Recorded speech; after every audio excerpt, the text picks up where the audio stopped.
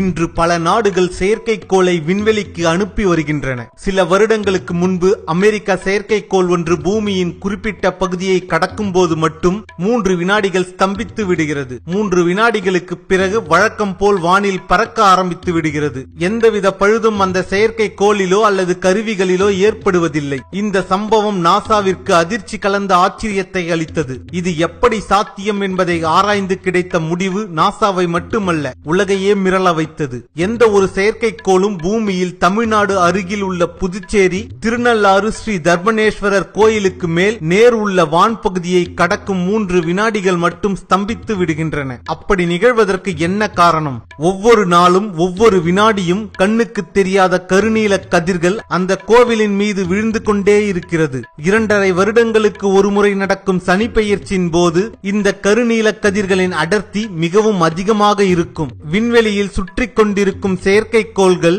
இந்த கருநீல கதிர்கள் பாயும் பகுதிக்குள் நுழையும் போது ஸ்தம்பித்து விடுகின்றன.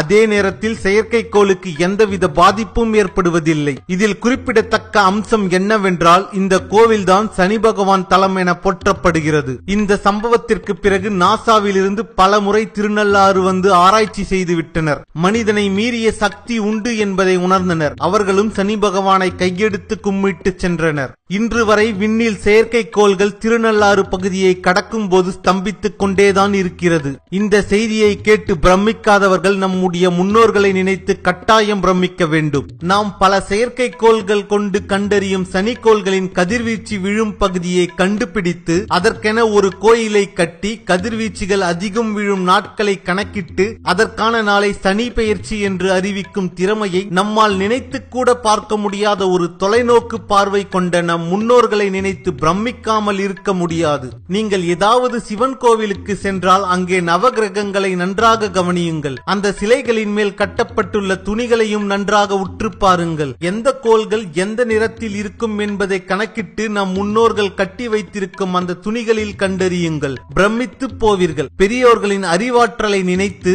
இந்த அறிவியலின் அதிசயத்தை அனைத்து தலைமுறையும் அறிய வேண்டும். அதற்காக அவர்கள் நம்மை பின்பற்ற வைத்ததுதான் கடவுள் மார்க்கம்.